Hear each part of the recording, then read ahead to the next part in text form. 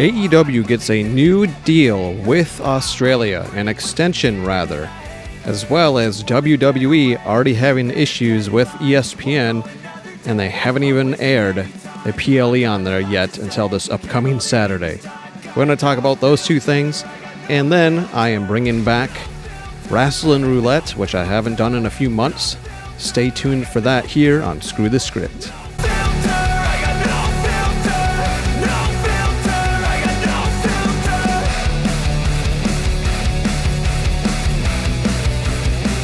Welcome back, everybody, to Screw the Script. I'm your host, as always, Maverick here. We're going to do a quicker video here with news because the bulk of this video I want to be RASSLIN Roulette. I'll explain that in a few minutes here, what that's all about for many of you who probably haven't seen it yet. But first, on to some AEW news. Let's get it right up there on the screen. All Elite Wrestling has reportedly signed a 5-year deal with TEG Sport to extend their presence in Australia, with the partnership presumably starting last year and 2026 being the second year, leaving 3 years remaining on the agreement to bring AEW to Australia. So that, they're locked in with Australia almost until the end of the decade at this point. Really good news for them, as AEW travels really well outside of the United States. We've seen it in the UK, we've seen it in Australia.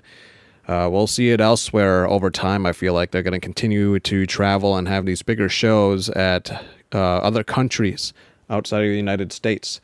So that is some really, really good AEW news there. Now on to something that's both AEW and WWE. Up there you see AEW All Out ticket prices and Wrestlepalooza ticket prices, and it's not even, just to show them again, the crowd sizes to be expected and the average ticket price range as it's shown here at the bottom. Actually grabbed this from Reddit, but I looked it up and it is legit. If you look down below, it says All Out has currently 10,431 tickets out. Ticket prices range from $31 as get in to $857 for third row seating. Not even $1,000 for third row seating. That must mean that front row is probably barely over $1,000 a ticket, which for front row at All Out, where we know the show is probably going to be 4 to 5 hours long and mainly wrestling, I think that's worth it. Especially when you compare the two. WWE has 10,240 tickets out for Wrestlepalooza, just shy of All Out. I don't know how accurate this is because this was actually taken, the screenshot was taken yesterday, so those numbers could be different. For sure, probably different. The ticket prices range there from $219 as get in. So before I even say the rest of it, $219. That's almost, that's about a third. No, that's about a fourth of the third row seating tickets for All Out just to get in. Those are probably nosebleeds. And then they are, look at that, insane. $8,811 for front row. Third row seating is probably $1,000 less, I would say, give or take. So yeah, you're paying over $7,000 for third row seating at Wrestlepalooza versus not even $1,000 for third row seating at All Out. And you and I both know, even if you're in here watching this right now and you're a WWE stan, we know that Wrestlepalooza will not have as good of quality matches or as long of actual in-ring competition as All Out will. So you be the judge. Obviously, I'm siding with AEW, saying that they are the better bang for your buck for their show this upcoming Saturday. Next, we have something interesting that came out from Booker T, actually. He goes on to say, a lot of guys are really ticked off from this WrestleMania Saudi Arabia agreement for WrestleMania 43. That's going to be in 2027, not this upcoming WrestleMania. He goes on to say, no, WrestleCon, that's what a lot of guys are really ticked off about. That WrestleCon is going to be preempted for 2 big shows, so there's a lot of upset people out there right now. I get it. It's about dollars and cents at the end of the day. He better be careful. I've disagreed with him on this channel, but I'm going to side with him and agree with him here because it's true. It's all about dollars and cents. But he kind of put it lightly. Obviously, if he would have said more, he probably would be fired. I'm going to rephrase that sentence. It's only about dollars and cents for WWE and TKO, and they don't give a shit about the quality of their wrestling and their big shows. That's the truth of it, Booker T. I know you wanted to put it as lightly as possible, but you and I both know that now that they have blood money on their hands going further, with the extension of Saudi probably going to happen next year, or at the very least right after this WrestleMania if it's really profitable, which I'm sure it will be. Unfortunately, they're never going to leave Saudi Arabia. WWE fans, if you're watching this and you're on the fence about this and you're trying to get used to it and you're maybe trying to give WWE the benefit of the doubt and look on the brighter side and say, okay, well, the 10-year deal only has a few years left, and they're just doing one WrestleMania in Saudi Arabia. I don't think they'll do more. No, quit kidding yourself. Stop fucking lying to yourself.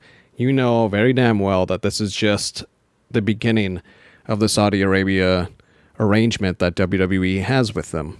It's about the talent creating a lot of revenue to pay these guys. Hopefully, they're making the most money they've ever made in their lives. It doesn't last forever. You want to make as much money as you possibly can and be ready to parlay it into something else. For me, I get it. For the people that are upset, I understand their gripe. But for me, as a businessman, this is what I say. What would you do? Well, Booker T, obviously he didn't directly ask that to me, but he is asking people to say, what would you do? I would not fucking go to Saudi Arabia. That's what I would do. Literally anywhere else. WWE, gave a big fucking slap to the face of UK fans, Australia fans, other profitable places that they could also make good money at, and instead decided to side with probably would have been the most money in Saudi Arabia. I will say that, but it's the worst option of them all. Australia, United Kingdom, they don't have the issues in the politics and the control over women that Saudi Arabia has. But TKO and WWE do not give a damn. And that is quite unfortunate. Lastly, before we get on to RASSLIN ROULETTE, we got, this really made me laugh. I already said in a few videos ago that AEW's HBO Max deal is way better than the ESPN deal and the other streaming services you need just to watch WWE. Well, to even further, I think, prove my stance as the true and correct stance, and not even really just an opinion, look at this. ESPN confirms large swath of cable subs won't have access to Wrestlepalooza without additional payment. So they're already having issues on ESPN, and they haven't even had a fucking pay-per-view or a PLE on ESPN. Like, that is awful looking. Why would they even start this, this contract with ESPN if they didn't get all the bells and whistles, running and get everything tweaked out and laid out perfectly? There were no issues with HBO Max and AEW going there. It was a smooth, seamless process. You're not seeing that here with ESPN and WWE. A lot of people are pissed off about this. If you want to read further into it, just Google. I could go into this for like 10 minutes, but I don't want to, as I want to get into RASSLIN ROULETTE. But yeah, network plans to have its new distribution deals finalized by the end of the calendar year to avoid similar scenarios in the future. So it might not even just be this show. It might be a couple more before the end of the year. Well, that's what you wanted. That's what you were okay with, and that's what you thought was better, WWE fans. It's not. It's really not. All right, now on to RASSLIN ROULETTE. This is, I think, only the third or fourth time I have done this. It's been a couple of months at least since I've done it, so a lot of you are probably new to this, so I'm going to explain the process of this fun little exercise that I do on my channel. I will be doing it more. You let me know down in the comments if you liked this, and if you want me to do it more, maybe I'll do it once a week, or even just once a month at the very least. So basically, I'm looking over at my laptop, and I'll show you it in a second. What I have on my screen, which you'll be seeing in a minute here, is a giant wheel. I have 35 wrestlers from AEW. We're just doing AEW today. I can do one for WWE in the future. I can even do one where it mixes maybe the top 15 of each promotion, just to have some really interesting dream matches that probably will never occur, but never say never, right? We're going to spin this wheel. I usually have a second wheel for those who've seen the first few that I've done, but I'm not going to do that just because it's kind of annoying to go back and forth on the tabs. I'm just going to keep it simple. I'm going to call out a match that comes off the top of my head and then go for it. So to start, we're just going to do a one-on-one singles match. By the way, we're going to do 3 rounds of this. First one is this one-on-one singles match. So now I'll show you the screen. There you have it. That is the screen. 35 wrestler names. It's going to randomize a spin. I'm going to click it, and then we'll see what we get. So the first competitor is a Ricochet. So Ricochet. And I'm going to remove him, by the way. So as we keep doing this exercise, we're going to go into all the competitors are gone so we don't have repeat wrestlers. So Ricochet is officially removed, and he's going to take on one-on-one against this competitor here. Let's see what we get. Ricochet versus MJF. Now that, that could actually be kind of a possibility not too long here. Maybe MJF goes back to being a face. Who knows? But I'm going to take it. I'm taking these as the wrestlers currently are in the state of AEW. So you got a rare heel versus heel match, MJF versus Ricochet. How do I think this plays out? Well, we know Ricochet has the Gates of Agony in his corner, and we know MJF has all sorts of sleazy tactics in his corner. It's a toss-up actually for me right now, just again with the given state of MJF. He doesn't really have anyone that's fully backing him. Had he had still been with the Hurt Syndicate, I would probably instantly just go MJF, because the Hurt Syndicate and the Gates of Agony would just negate each other. Although I could see this even going into a storyline where, since Ricochet and the Gates of Agony are feuding with the Hurt Syndicate right now, maybe MJF is like, hey, you let me back in, I'll help you guys even things out with your tag match coming up at All Out. And then maybe that goes into an MJF Ricochet singles match. Maybe those two teams that are in those respective corners, Gates of Agony with Ricochet, Hurt Syndicated with MJF. If that's the scenario, I'm going with MJF, because those two teams would just cancel each other out.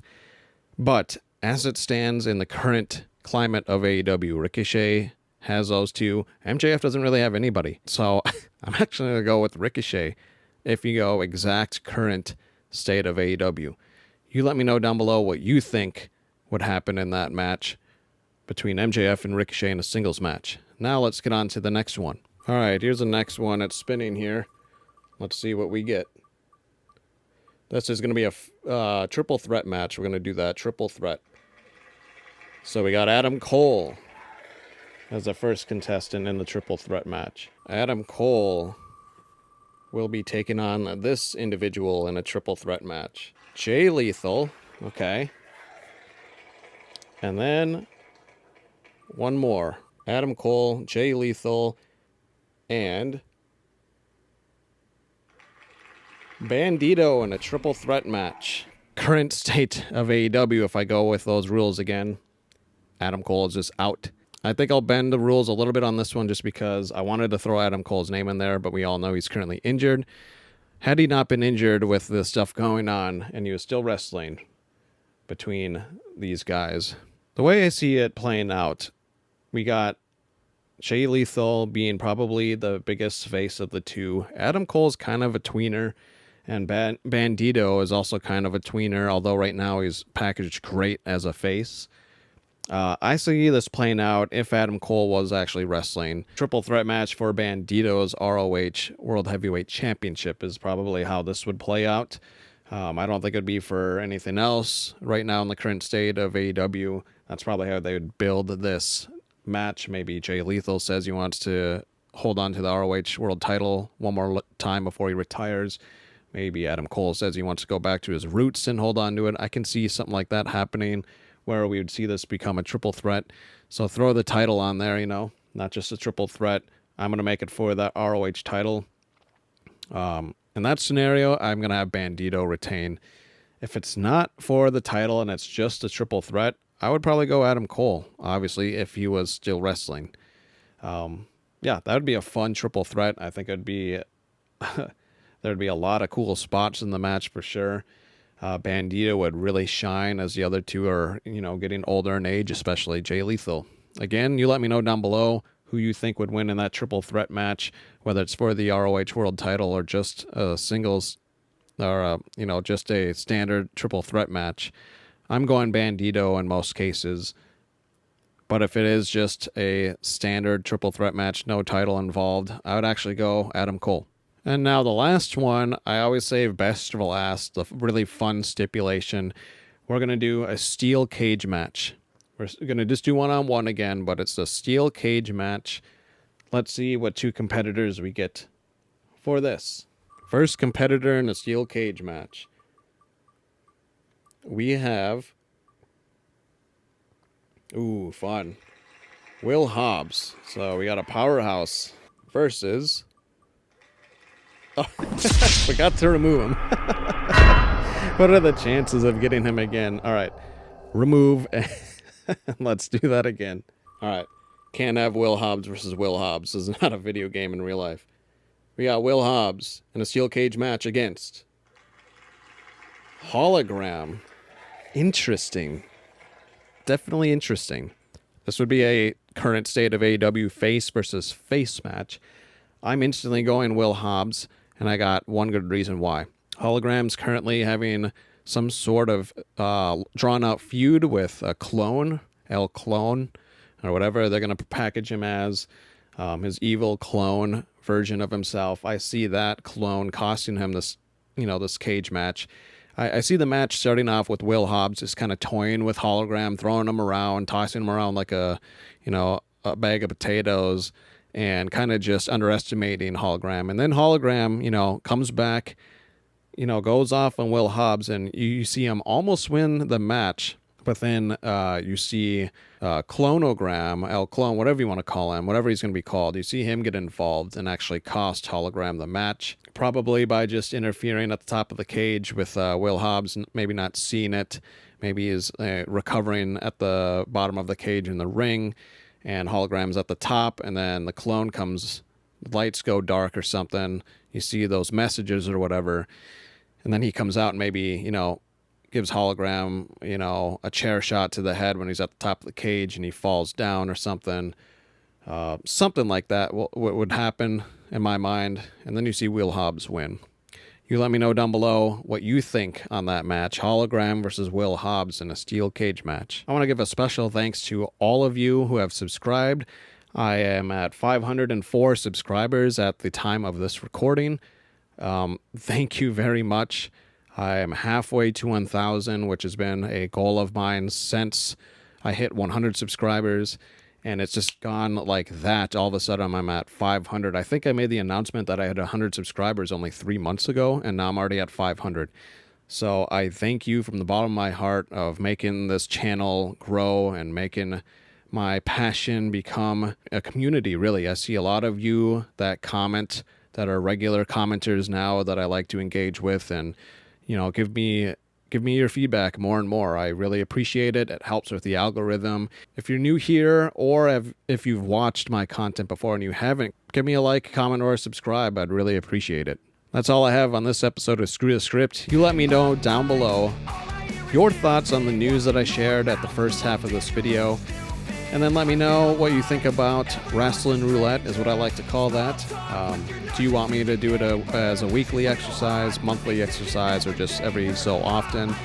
I want to see your comments down below on those matches. I really would like to engage with you guys and kind of hear your creative side of how you would package those matches and who you would see as the victor in those matches. As always, this has been Maverick with Screw the Script. Thanks for watching.